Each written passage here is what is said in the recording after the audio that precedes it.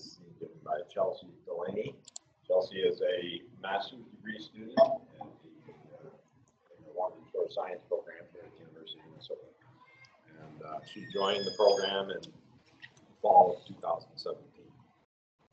The topic of her research is about estimating lake volume here in the state of Minnesota, particularly looking at the central part of the state between the Twin Cities and Moorhead, Minnesota.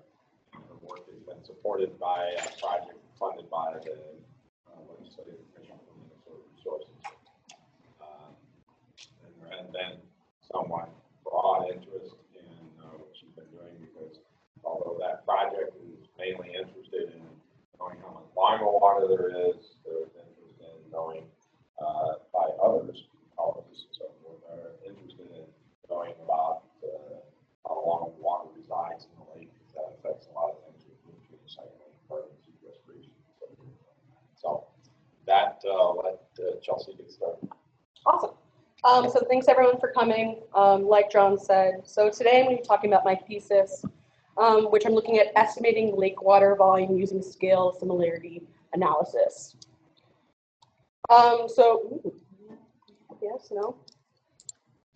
There we go. Okay, so as most of you guys know, Minnesota is known as a land of 10,000 lakes. There's actually quite a few more. There's actually just under 12,000 lakes. But these lakes themselves are actually only lakes that are above 10 acres in size. So there are actually a large amount of lakes underneath smaller than 10 acres. And so out of those 12,000 lakes, roughly, only about 2,000 of these lakes have actually been surveyed for their bathymetric data, such as volume and depth. So for my thesis, I was looking at, you say, water bodies in central Minnesota. And so this also includes ponds. And those are quite small. And so from now on, for this conversation that I'm having, when I say lakes, I'm also referring to ponds as well. So if you're looking at the entire state of Minnesota, looking at both ponds and lakes, we actually have about 150,000. And once again, only 2,000 of these have been surveyed. So majority of the water within Minnesota, we actually don't know a lot about. And this is actually a problem because, and so then for my project itself, I'm actually looking, here's a map of all the lakes that I'm looking at. The only lake that you can actually tell here is Mille Lacs Lake. Everything else that looks just like a dot is a lake, but it's too tiny to compare looking at the entire state. So my project area actually encompasses 12 watersheds and roughly 40,000 lakes that I'll be testing for. For my testing, I actually took out Mille Lacs. This lake has been surveyed multiple times. The volume is known, and by using it with such small lakes, it actually skews my data and makes the coefficients that I'll be talking about later off from actually predicting the volume. And so, as I said before, we don't know much about these lakes. Problem is that lakes are a crucial component in understanding the environmental changes that are occurring. They act as indicators, and they provide direct and indirect changes caused by the influence of climate change, as well as humans. Some examples are water temperature, dissolved organic carbon, and plankton composition. So, as I said before, I have 2,000 lakes that have been surveyed. Within my project area alone, I actually have about 816 lakes with known volumes. So when I do compare and do a regression analysis, these are the lakes that I'll be looking at to find my coefficients. So like I said before, my thesis is looking at the volume. Volume is a crucial component of a lake because it affects the physical, chemical, and biological properties. Such as John said before, lake volume also affects the water residence time, which in turn can affect the nutrient dynamics and the primary productivity of the lake. Problem is surveying a lake is extremely difficult. Surveying is very time intensive, and like I said, if we have 150,000 bodies of water, it's going to take a long time for everyone to go out and survey each lake. It's also really expensive. It costs a lot of money in order to go out and survey a lake. And based off counties, some of them just don't have enough money to do this. And finally, as I found doing my research, throughout the entire state of Minnesota, there's actually only one lake that's been surveyed that is a surface area smaller than 1,000 meters. This is really difficult when you have majority, about 75% of all of your lakes within Minnesota, smaller than 1,000 meters squared. And so this creates a dilemma when trying to solve for smaller lakes' geochemical processes and how they affect the overall water resource of the region. And so with this, all these problems occurring recent in the past couple decades, a lot of scientists have started to use satellite imaging, remote sensing, to be able to calculate volume. One person that's been doing this is Adam Heathcote. And so before, when looking at a volume, it's usually calculated by the depth and the surface area. Very simple, but once again, surveying is very difficult to achieve, and having these two, depth and volume, is really hard to get. And so using satellite imaging, you're going to use the surface area and actually get rid of the concept of depth in the calculations. And so they're actually going to be using terrestrial slope leading up to the lake. So what this means is they take a certain amount, which I'll explain in a second, leading up to the lake, and find, you could say, the slope with that and take the surface area. And so how they do this is all in ArcGIS that I've done. They take a lake and they create a buffer. So the buffer is in green. And so this buffer is based off the surface area itself. And so because the area is codependent on the buffer size, the bigger the lake itself is, the bigger the buffer area is, and vice versa. The smaller the lake, the smaller the buffer area is. And Adam Heathcote and I have both discovered, we both did research, and found out that actually using the entire buffer length in that size doesn't actually give you an accurate prediction of the volume of that specific lake. Actually, only using 25% of that buffer width or length achieves the best overall prediction for this lake.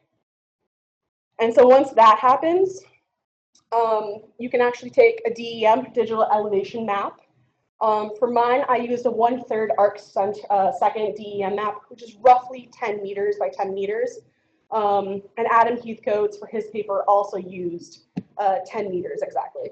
And so what this does is once the DEM is underlaid over, a tool within ArcGIS can actually help predict within the buffer zone, so the green zone, the minimum elevation, the mean elevation, the maximum elevation, and the range of the elevation.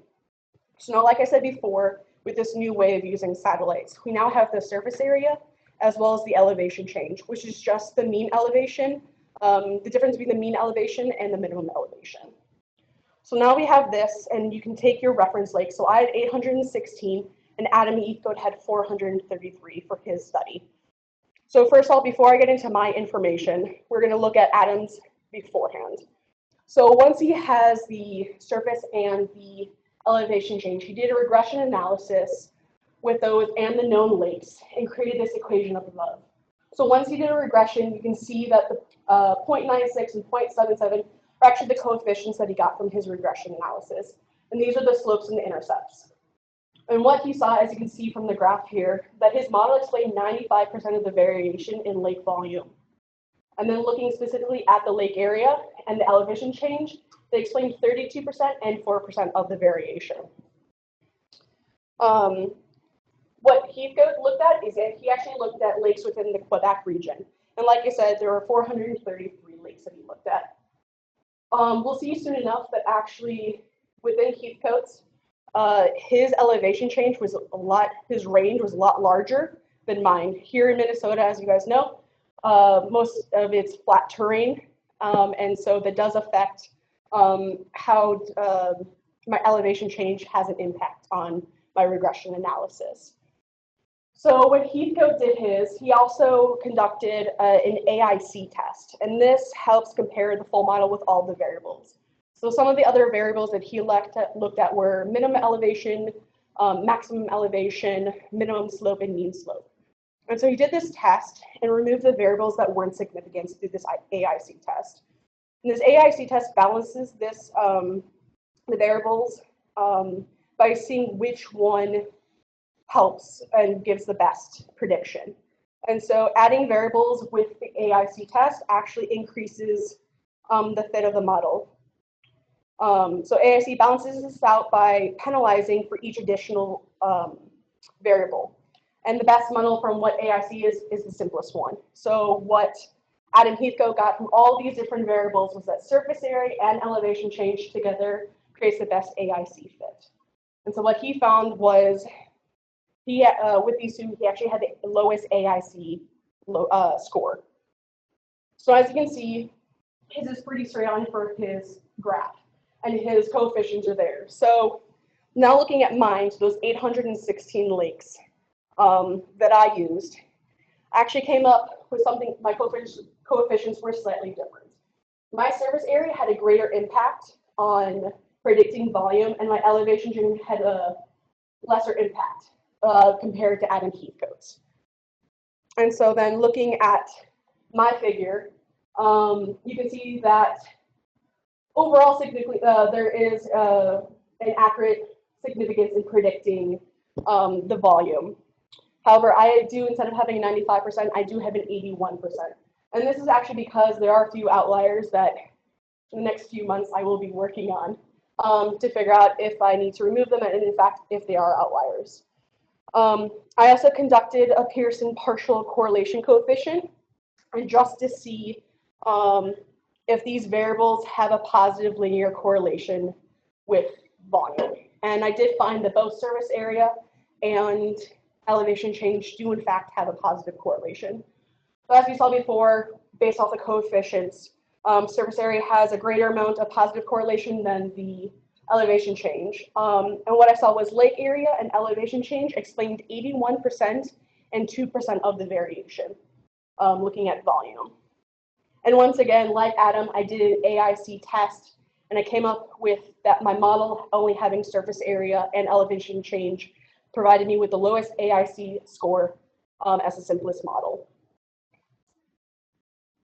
So then from the 816 lakes, I wanted to know, well, how much water is there actually? And seeing how well my fit actually comes to predicting the volume. So what I have here is the top is the total amount of volume in meters cubed of the 816 lakes. So once I came up with the regression analysis, the first one, you see it's about 6 million,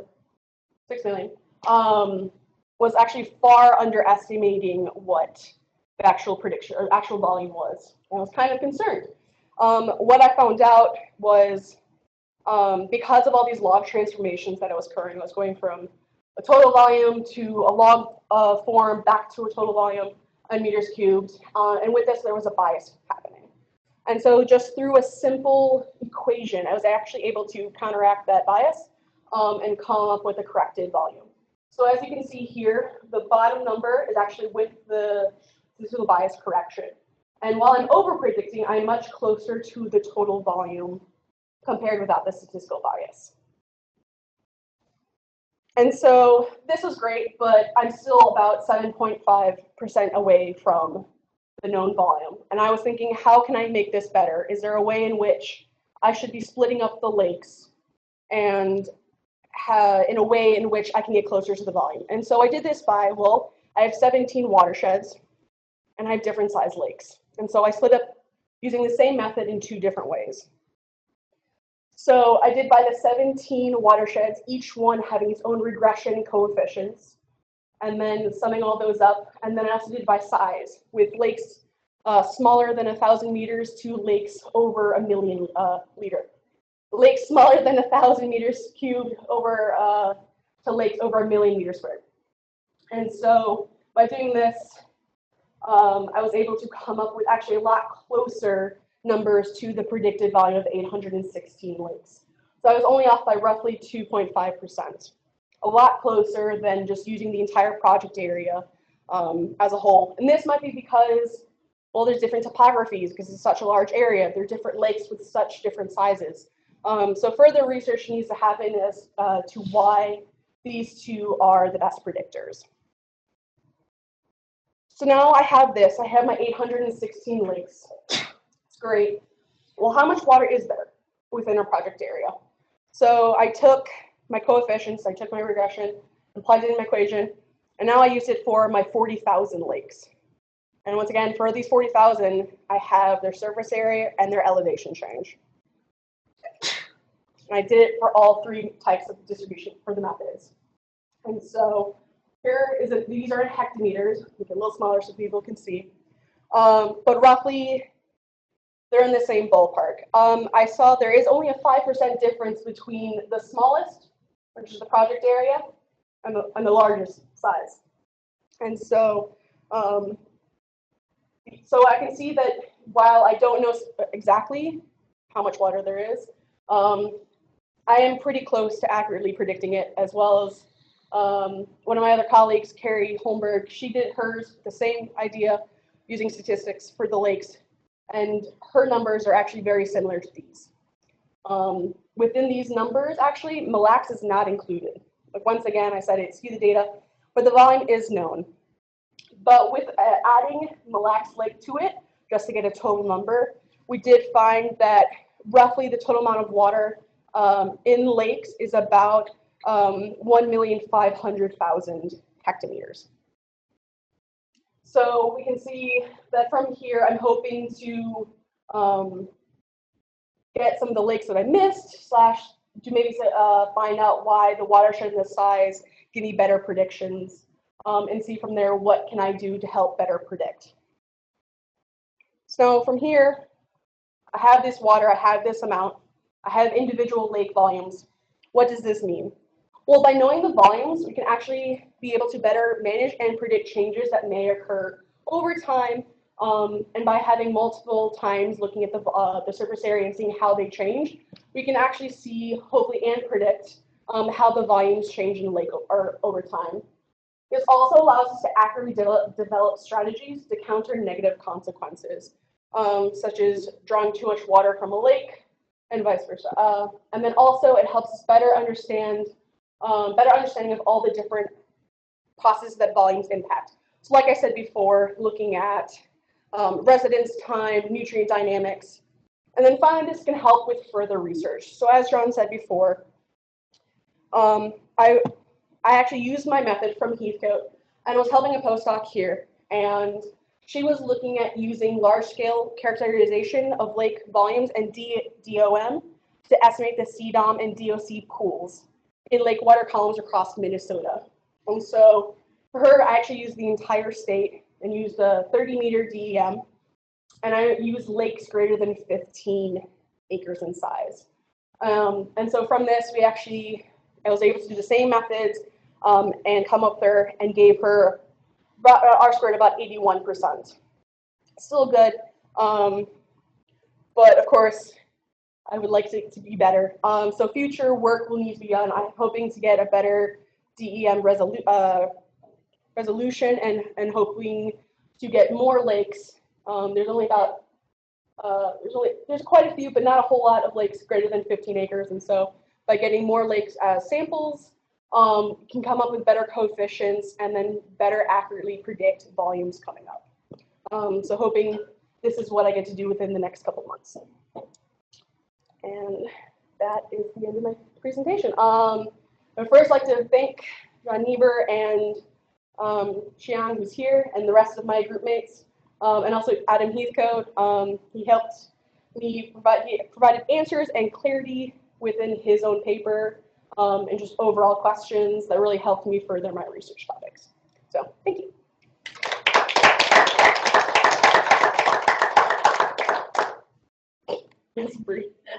When you helped Claire, how did you optimize your model for that? Did you do the watershed separation or lake size? Or just no, I actually that one was just solely a project, just the entire state. At the time, when it was kind of still in development of like, how do I do this method? We were thinking about that, but it was a little bit too difficult to do time. If I had more time, yes, I would love to do it by watershed. Or, I mean, everything was larger. So yeah, by watershed would be a really cool thing, just interesting, because most of the lakes were in the northern part of Minnesota. I mean, they are scattered, so it'd be really cool to see if that does, in fact, improve the overall prediction. Or even like ecoregion? Yeah, ecoregions is another one we're looking at, exactly. Yeah, Doug? So thank you. And I was wondering more about, I was interested in knowing more about the region that you have been investigating, applying this model to. Yeah. Why that region was chosen, if it was just a spot that was like north of the Minnesota and south of the Crow, or? Well, initially, this is the region that I was given by John.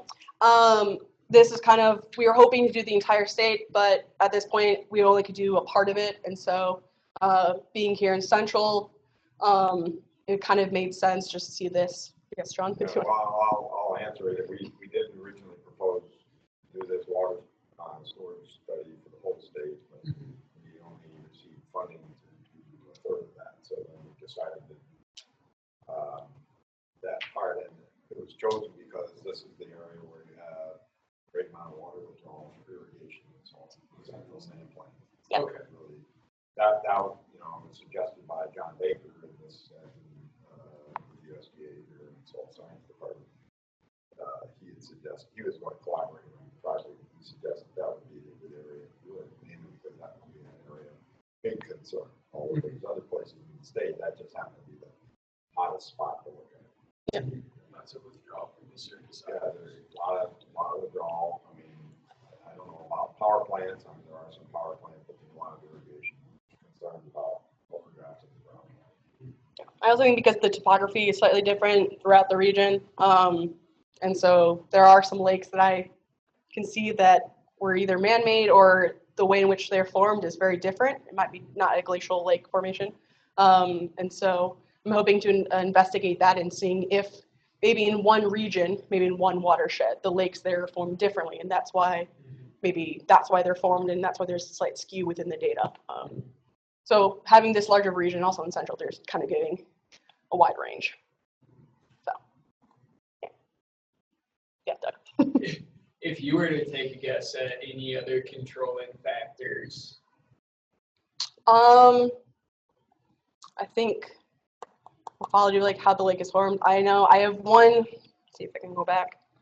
It's this. So the lowest point right there, near the 6, I way over predicted it, the actual volume.